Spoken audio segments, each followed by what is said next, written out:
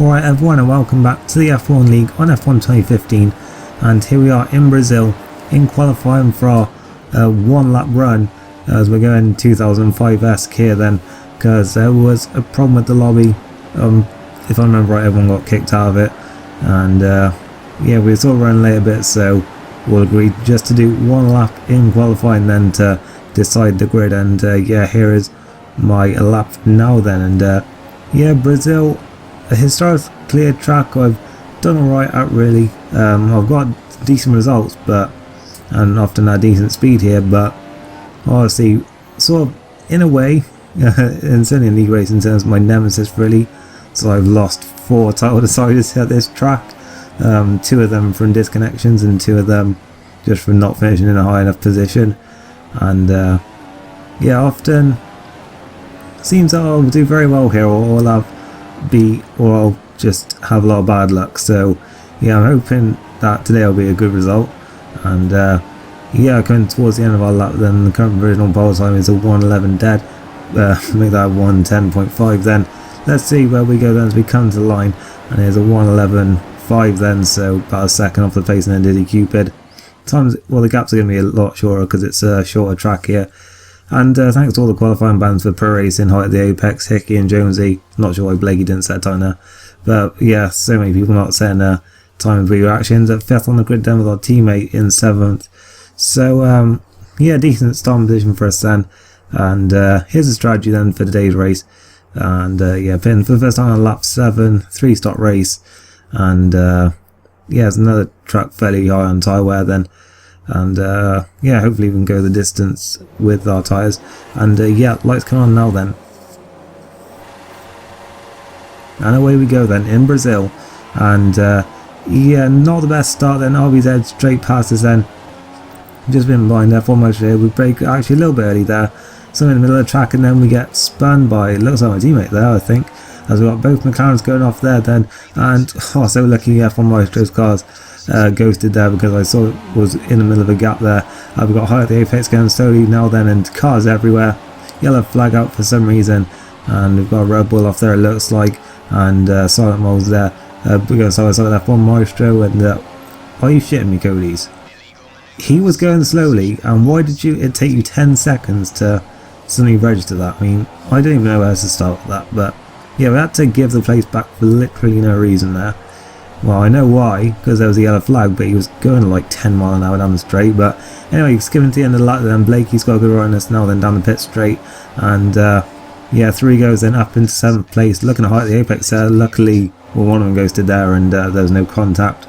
And yeah, he's up into 7th place and I'm back down to 8th, so not been the best start considering I started 5th. But yeah, I don't really have the pace of a lot of people in the league, so yeah, I guess not really much of a surprise. We skip to the next lap now, and we're going to see a bit of a lag problem that was in the early stages of this race. You can see there at the front there of this group, there's Dizzy Cupid in the Red Bull going very slowly. That was a lag car, and everyone bunched up now. Of course, F1 Maestro and High at the Apex to collide there.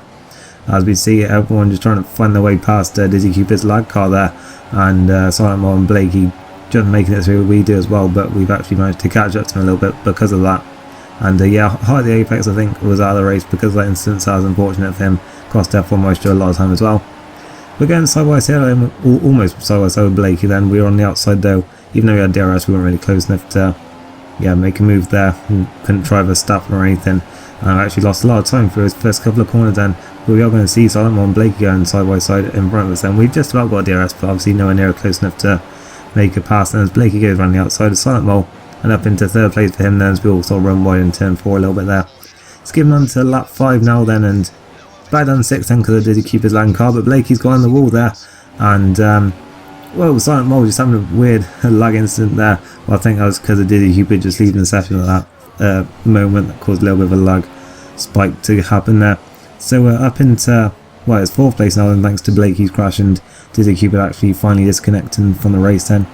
And yeah, on the end of the lap then, Silent Mole seems to be struggling a bit with his tyres. You saw there, ours are fairly worn, but not too bad. We could still go a couple of laps. He's actually pitting now then, and that puts us up into 3rd place, and in fact, make that 2nd because RBZ just pitted as well then. So yeah, this isn't going too badly at this stage then, up in 2nd place and still on target with the tyres.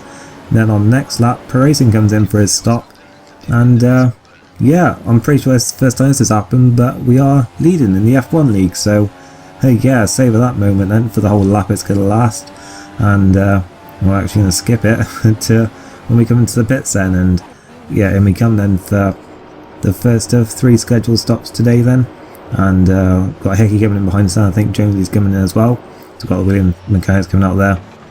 And yeah, onto another set of the option tyres then. See Hickey there just in front of us. Obviously has already gone through then, and yet to see Pro Racing though, so I'm not sure what's happened to him then. Also Silent Mole, as we come out of the pit, so you see there's a little bit of debris there, so I think what happened there, I'm not sure, but I think Pro Racing may have had a collision coming out of the pits there and hit the pit wall. I know I certainly did it in practice, it's very easy to do, but Silent Mole's maintained his position over me, then he's out in second. But thought I was in a pretty good position here. I was in 3rd place, better for tyres than Silent Mole, so I was thinking, you know, might have a chance here of a decent result. But then, see, by lap 11 it started to rain, and I really thought that was going to be the end of my chances then, because I'm not too quick in the wet on this game. So yeah, I was thinking I was probably going to end up sliding back down the field at this point. But skipping to the end of the lap then, we actually closed back up to Silent Mole because he's going to the end of his stint on his tyres. And yeah, I think he comes in at the end of this lap then, and I think our engineer just briefly said to us there, Silent Mole comes into the pits that it wasn't quite ready for the inters yet, so I'm assuming he went in for another set of dry tyres at that point because he didn't really have much choice. And yeah, we're back up in 2nd place then, so it's not turned into a too bad of a drive at this stage then, but on the next lap I actually decided that it was already too wet then, and I actually did come in at this point to switch on to intermediate tyres then. CRBZ has already been in and done stuff, I think I was the Mercedes pit crew, they're already packing stuff away. As Casey then just crashed out of the race then on that final stretch towards the line, unfortunately for him then, because he was up in 3rd place. And out of the pits we come then on our intermediate tyres, and yeah, it's in 2nd place now then, and more debris there. It looks like Silent Mole, I'm pretty sure he had an incident coming out of the pits as well. So easy to do at this track, and yeah, that has now given us a fairly comfortable at this stage 2nd place then, so that's good for us then. And yeah, quite a way behind RBZ, who I think still had to pit for inters, but yeah, in a really good position here then. And in fact, only a couple of laps later we decided to go for the wet tyres, but then we just hit that inside curb. The only time we did it, and that, yeah, the first and only time, certainly went nowhere near after that. I shat myself pretty much because I thought I'd just blown the best result I was going to have probably this season, but luckily I got away with it, and only with a damaged front wing and right next to the pits. And yeah, luckily we were coming into the pits anyway to go onto wet tyres now. But yeah, that was a pretty terrifying accident, and yeah, luckily I didn't crash out from it really. As we see, Hickey was the only other person who was on the wet tyres at this point, everyone else is still on inters, so I was fairly early in terms of that sense, and I was hoping that would work in my advantage really then, having the extra lap on these tyres. So out of the pits I can then nice and cautious now then, don't want to get into any more incidents after that last one then, as it's Blakey and F1 Maestro I think who have gone through at this point then into 2nd and 3rd places then. And we're going to skip now then to the end of the lap then, where they actually both come in there for their stops for wet tyres I believe. And yeah, we're going to be back up into 2nd place now then. For now we'll have to see if we can hold them off then for the time being. Obviously that incident did not help us at all, we lost a bit of time, and then obviously with the front wing change that cost us even more. Our teammate's actually in 3rd, but I believe he was still on intermediates at this point and appeared at the end of that lap. On to lap 22 then, Blakey had actually caught right back up to us now then, and having a look into turn 4, but just wasn't quite close enough there. And yeah, he seemed a lot quicker at this point then, and honestly I wasn't going to fight it too hard. I mean, I wasn't just going to give him the place, but at the same time I really didn't want to ruin what could be a really good position by getting into an unnecessary fight here. And yeah, he goes through then, he had a much better line through turn 5 and he went through into 2nd place then, but I've still got a comfortable podium on the cards here then at this stage, so I was just hoping I could keep it together for the final 15 laps. We skipped to lap 25 now then, and Blakey had pulled right away from me down, and can you believe it, I have disconnected from Brazil again, is what I thought, but it turns out everyone got kicked who was still in the race. So yeah, nice one Codemasters, that just completely ruined the race for everyone there. And it's before 75% race distance, so only half points were rewarded.